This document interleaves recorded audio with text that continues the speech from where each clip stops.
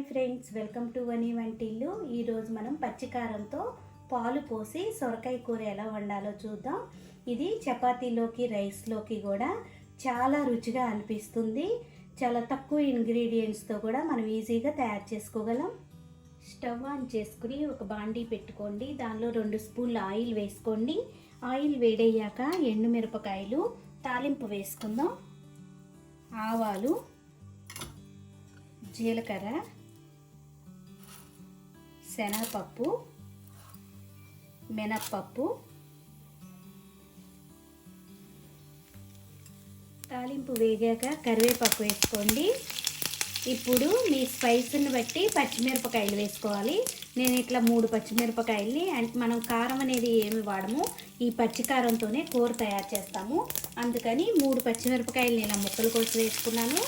ఇప్పుడు పచ్చిమిరపకాయలు కొద్దిగా వేగనివ్వాలి. పచ్చిమిరపకాయలు కొద్దిగా వేగాక ఒక ఉల్లిపాయని సన్నగా ముక్కలు కోసి ఇప్పుడు ఉల్లిపాయ ముక్కలు వేసుకోవాలి. ఉల్లిపాయ ముక్కలు వేగుతున్నప్పుడు రుచికి తగినంత ఉప్పును వేసుకుందాం. పాలకూరలకు ఎక్కువ ఉప్పు పట్టదు, చూసి వేసుకోండి. ఇప్పుడు దీనిలో పసుపు వేసుకుందాం. 1/2 టీ స్పూన్ పసుపు వేసుకోండి. సొరకాయ పాలకూరకి సొరకాయ ఎప్పుడు కూడా లేతగా ఉంటే బాగుంటుంది. గింజలు కట్టకుండా లేతగా ఉన్న సొరకాయని 2 కప్పులు ముక్కలు కోసి తీసుకోండి. పైన తొక్కు తీసి ముక్కలు కోసి ఈ విధంగా 2 కప్పులు సొరకాయ ముక్కలు వేసుకోండి. మొత్తం ఒకసారి కలుపుకొని మూత పెట్టి మీడియం ఫ్లేమ్ మీద ఉడికించుకోండి.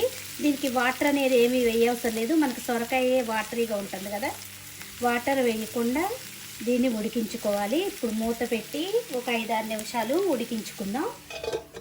మధ్యలో మూతను తీసుకుని ఒకసారి కూరని కలుపుకోండి.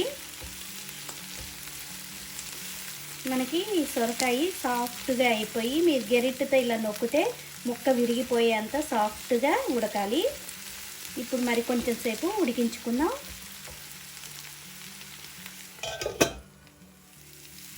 చూడండి, మనకి సొరకాయ చక్కగా ఉడికిపోయింది. మీరు గెరిటతో నొక్కినా కూడా ముక్క ఇరిగిపోతుంది.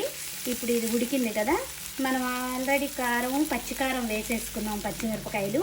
ఇప్పుడు కారం కూడా ఏం వేసుకోవసరం లేదు. ఇలా ఇప్పుడు 1 కప్పు పాలని, సొరకాయ పాలకూర కదా మనం తయారు చేసుకునేది, ఇట్లా పాలు పోసి ఉడికించుకోవాలి. పాలు చిక్కబడే వరకు కూడా, కూర చిక్కబడే వరకు మనం ఉడికించుకోవాలి. చూడండి, కూర ఉడికి దగ్గర పడింది కదా. ఇప్పుడు స్టవ్ ఆఫ్ చేసుకుందాం. దీన్ని ఇప్పుడు సర్వింగ్ బౌల్లోకి తీసుకొని సర్వ్ చేసుకోవచ్చు. వేడివేడిగా కూర రెడీ అయిపోయింది. వేడి అన్నంలో మీరు దీన్ని వేసుకుని తినండి. దీని రుచి అద్భుతంగా అనిపిస్తుంది. ఈ వీడియో మీకు నచ్చినట్టయితే లైక్ చేయండి, షేర్ చేయండి, కామెంట్ చేయండి. మరిన్ని వీడియోల కోసం వనీ వంటిల్ని సబ్స్క్రైబ్ చేసుకోండి.